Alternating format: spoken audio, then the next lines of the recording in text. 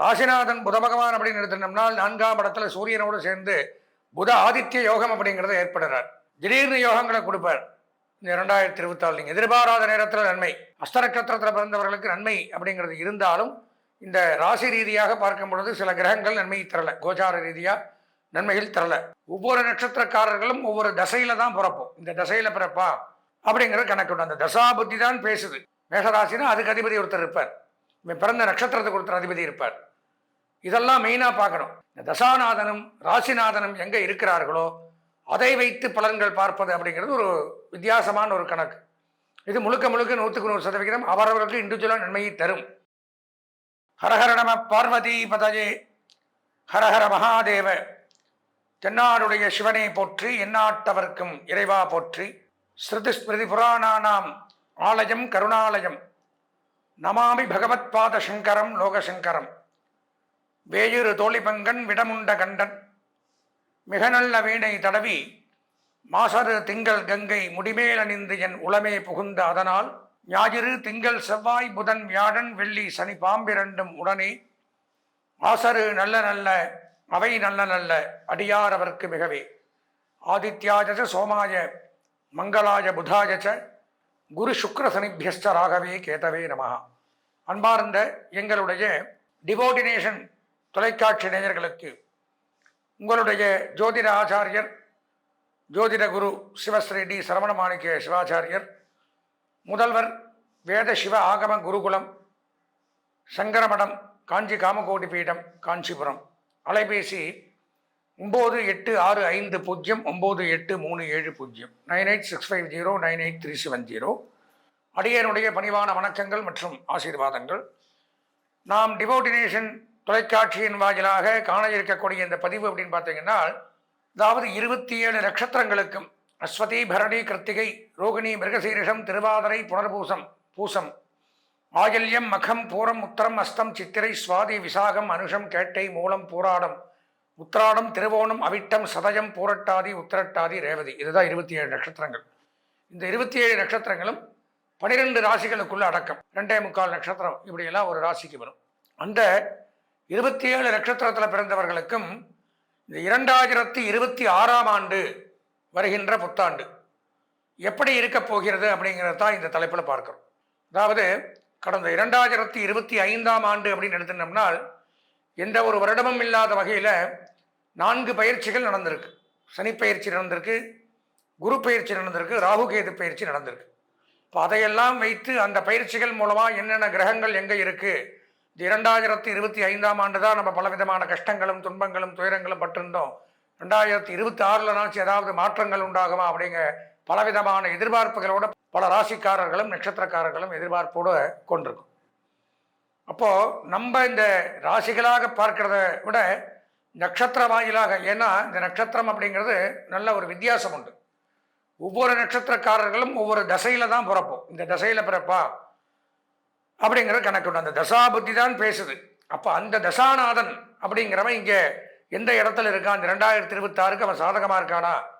ராசிநாதன் மேஷராசினா அதுக்கு அதிபதி ஒருத்தர் இருப்பார், பிறந்த நட்சத்திரத்துக்கு ஒருத்தர் அதிபதி இருப்பார். இதெல்லாம் மெயினாக பார்க்கணும். பொதுவாக பயிற்சிகள் ஒரு பக்கம் இருந்தாலும் இந்த தசாநாதனும் ராசிநாதனும் எங்கே இருக்கிறார்களோ அதை வைத்து பலன்கள் பார்ப்பது அப்படிங்கிறது ஒரு வித்தியாசமான ஒரு கணக்கு. இது முழுக்க 100% அவரவர்களுக்கு இண்டிவிஜுவலாக நன்மையை தரும். அப்படி பார்க்கும் பொழுது தான் இந்த 27 நட்சத்திரமே ஒவ்வொருத்தரும் ஒவ்வொரு நட்சத்திரத்தில் பிறக்கிறோம்.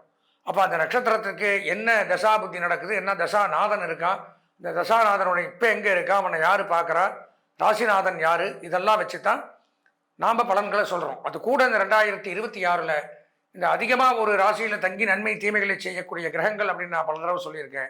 சனி பகவான் முதல்ல 2.5 ஆண்டுகள் ஒரு ராசியில் இருக்கார். கடந்த ஆண்டு பயிற்சியானார்னா இப்போ பார்த்தீங்கன்னா 2027 தான் அவர் பயிற்சி ஆவார்.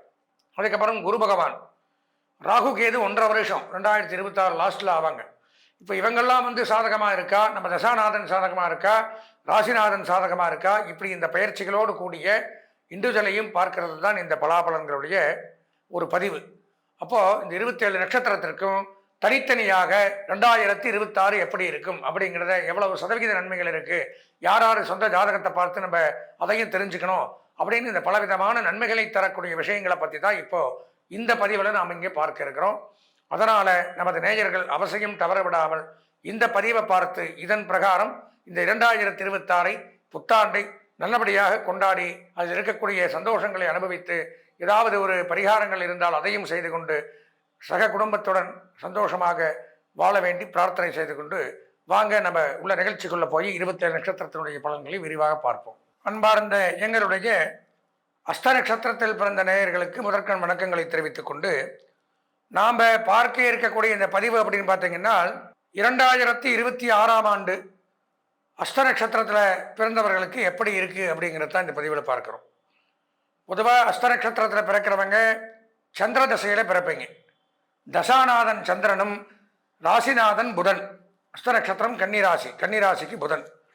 அப்போது இவர்களெல்லாம் இந்த ஆண்டுக்கு எந்தெந்த இடத்துல சஞ்சரிக்கிறாங்க அப்படிங்கிறத பார்த்து ஒரு பொதுவான பலனை பார்த்துட்டு 12 கிரகங்களும் நமக்கு அனுகூலமாக எப்படி இருக்குது அப்படிங்கிறத தான் பார்க்குறோம். பொதுவாக அஸ்த நட்சத்திரம் அப்படின்னு எடுத்துட்டால் தசாநாதன் அப்படிங்கிறக்கூடிய சந்திர பகவான் நல்ல நிலைமையில் இருக்கார். ஒரு 2.5 நாளைக்கு ஒருக்கா பயிற்சியே இருவார். ராசிநாதன் புத பகவான் அப்படின்னு எடுத்துட்டோம்னால் 4ஆம் இடத்துல சூரியனோடு சேர்ந்து புத ஆதித்ய யோகம் அப்படிங்கிறத ஏற்படுறார். திடீர்னு யோகங்களை கொடுப்பார். இந்த 2024 நீங்கள் எதிர்பாராத நேரத்தில் நன்மை, திடீர் அதிர்ஷ்டம், திடீர் யோகங்கள், திடீர் லாபங்கள், நன்மைகள் உண்டாகுது. தகப்பனார் வழி சொத்துக்களில் இருந்து வந்த வெள்ளங்க விவகாரங்கள் விலகும். திடீர்னு சில பேருக்கு கவர்மெண்ட் ஜாப் கிடைக்கும், அரசாங்க பணி கிடைக்கும். அரசாங்கத்தில் ஏற்கனவே பணியாற்றில் இருக்கிறவங்களுக்கு பதவி உயர்வுகள் ஏற்படலாம், சம்பள உயர்வுகள் உண்டாகலாம், டிரான்ஸ்ஃபர் கிடைக்கலாம், தலைமை பொறுப்பு கிடைக்கும், நிர்வாகத் திறமை அப்படிங்கிறது ஏற்படும். நமக்கு கீழே ஒரு பொறுப்பை கொடுத்து 100 பேர் விட்டு நீ இதை பார்த்துரு அப்படின்னு சொல்லக்கூடிய ஒரு திடீர் யோகமான ஒரு பொறுப்பை உண்டாக்குவார். அதே மாதிரி கல்வி பயிலக்கூடிய மாணவர்களுக்கு மிகச்சிறப்பான முன்னேற்றங்கள் ஏற்படுது. கல்வி சாலைகள், ஸ்கூல்ஸ், பள்ளிக்கூடங்கள், கல்வி நிலையங்கள், கல்லூரிகள், தட்டச்சு, சுருக்கெழுத்து, அகாடமி, டுட்டோரியல், பயிற்சி நிறுவனங்கள், இந்த மாதிரியெல்லாம் சொல்லிக் கொடுக்கக்கூடிய ஸ்தாபனங்களில் இருக்கக்கூடியவர்களுக்கு நன்மை அதிகரிக்குது. அதே மாதிரி பார்த்தீங்கன்னா ஆடிட்டிங், அக்கௌண்டன்ட், எழுத்து, ரைட்டிங், எழுத்துன்னா பாடல் எழுதலாம், கதை எழுதலாம், புக்ஸ் எழுதலாம். எழுத்து இல்லாமல் எதுவும் கிடையாது, எழுதாமல் படிக்க முடியாது. இது மாதிரி எழுத்துத்துறையில் இருக்கக்கூடியவர்கள், டீச்சிங் ப்ரொஃபஷனல், சொல்லிக் கொடுக்கக்கூடிய ஸ்தானத்தில் இருக்கக்கூடியவர்கள், ஐடின்னு சொல்லக்கூடிய இன்ஃபர்மேஷன் டெக்னாலஜி, தகவல் தொழில்நுட்பம் சம்பந்தமான தொழிலில் பணியாற்றக்கூடியவர்கள், இன்ஜினியரிங் அப்படிங்கிற டிபார்ட்மெண்ட்டில் ஒர்க் பண்ணக்கூடிய எல்லா இன்ஜினியரிங்குமே எடுத்துக்கலாம். இன்ஜினியரிங், ட்ரேடிங் பண்ணக்கூடியவர்கள், மார்க்கெட்டிங் ஏஜென்சிஸ், பிஸ்னஸ் பண்ணக்கூடியவர்கள், சிறு குறு வியாபாரிகள், அதாவது மளிகை பொருட்கள், புஷ்பங்கள், பழங்கள், காய்கறிகள், இந்த மாதிரி அன்றாட தேவைக்குண்டான வியாபாரங்கள் பண்ணக்கூடியவர்களுக்கு நன்மை. பூமி வாங்கலாம், மனை வாங்கலாம், வீடு வாங்கலாம். விவசாயிகளுக்கும் பெரும் செல்வம் ஏற்படுது. உணவுத்துறையில் பணியாற்றக்கூடியவர்கள், அதே மாதிரி உணவு வழங்கல், ஹோட்டல் வச்சு நடத்தக்கூடியவர்கள், சின்ன டீ ஷாப், பேக்கரி, இந்த மாதிரி தின்பண்டங்கள் வியாபாரம் பண்ணக்கூடியவர்களுக்கும் நன்மை அதிகரிக்குது.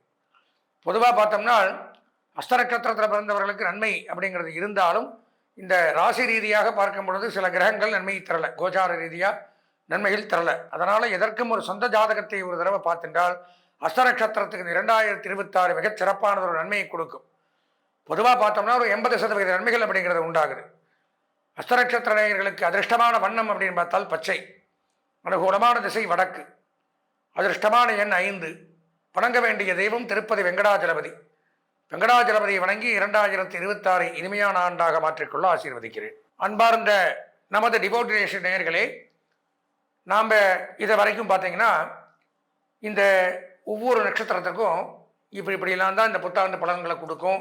இவங்களுக்கு சரியில்லை, இவங்க இந்த பரிகாரங்களை பண்ணிக்கணும், அவரவர்கள் அந்த சொந்த ஜாதகத்தையும் பார்த்து தெரிஞ்சுக்கணும். இப்படியெல்லாம் பலவிதமான ஒரு நீங்களே பார்த்துருங்கன்னா புரிஞ்சிருக்கும். பலவிதமான நுண்ணறிவோடு உள்ள நுணுக்கமாக இருக்கக்கூடிய விஷயங்கள் வரைக்கும் நம்ம இந்த பதிவில் பார்த்தோம். அதுவும் போக இதெல்லாம் ஒரு புறம் இருந்தாலும் இதில் மாற்றங்களை தரக்கூடியது அப்படிங்கிறது அவரவர்களுடைய சொந்த ஜாதகம். சொந்த ஜாதகத்தில் இந்த 9 கிரகங்களும் வலுப்பெற்று இருக்குது, நல்ல இடங்கள் இருக்குது, நல்ல கிரகங்களுடைய பார்வைகள் அது மேலே படுது, நல்ல தசா புத்தி நடக்குது இப்போது அப்படிங்கிறதெல்லாம் சொந்த ஜாதகத்தை வச்சு தான் தெரிஞ்சுக்க முடியும்.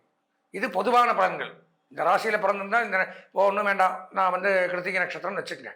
நான் மட்டுமா கிருத்திகை நட்சத்திரம்? உலகத்தில் பல கோடி பேர் இந்த கிருத்திகை நட்சத்திரத்தில் பிறந்திருப்பான். இப்போ அவங்களுக்கு எல்லாத்துக்குமே பொதுவான ஒரு பலன்கள் தான் நாம் பார்க்குறோம். இப்போ பொதுவாக கிடைக்கிற சாப்பாட்டுக்கும் இண்டிவிஜுவலாக நாம் மட்டும் சாப்பிட்ற சாப்பாட்டுக்கும் வித்தியாசம் இருக்குல்ல. நம்ம வயிறு ரொம்பன்னா நம்ம சாப்பிட்ணும், நமக்கு சாட்டிஸ்ஃபைட் ஆகணும், வயிறு ஃபுல் ஆகணும், அப்போ தான் நிறுத்துகிறோம். அந்த மாதிரி கோயிலுக்கு போனால் ஒரு தொன்னை பிரசாதம் கொடுப்பான், வயிறு நிறையாது. எல்லாருக்கும் கொடுக்கணும்ல, அதனால் ஒரு தொன்னை தான் கிடைக்கும். இதே ஹோட்டலுக்கு போனோம்னா வேணுங்கிறத வாங்கி சாப்பிட்றோம், வீட்டில் வயிறு ரொம்ப சாப்பிட்றோம். அந்த மாதிரி சொந்த ஜாதகத்தை பார்த்தால் மட்டும்தான் இண்டிவிஜுவலாக சாட்டிஸ்ஃபைடாக நமக்கு எப்படி இருக்குது அப்படிங்கிறத முழுமையாக தெரிஞ்சுக்க முடியும். அதனால் இதுவும் கை கொடுக்கும், கூட நம்ம சொந்த ஜாதகத்தையும் எடுத்துக்கணும். அப்படி எல்லாத்தையும் கலந்து பார்க்கும் பொழுது தான் 100க்கு 100% இந்த வருஷம் நமக்கு எப்படி இருக்குங்கிறத தெளிவாக தெரிஞ்சுக்க முடியும். அதனால் நமது நேயர்கள் இந்த பதிவையும் பார்த்து சொந்த ஜாதகத்திலையும் ஏதாவது கஷ்டங்கள், ஒரு சந்தேகங்கள் இருப்பின் தாராளமாக என்னுடைய அலைபேசி நம்பரை சொல்கிறேன். 9865098370 9865098370. இதில் ஸ்க்ராலிங்லேயும் போடுவாங்க.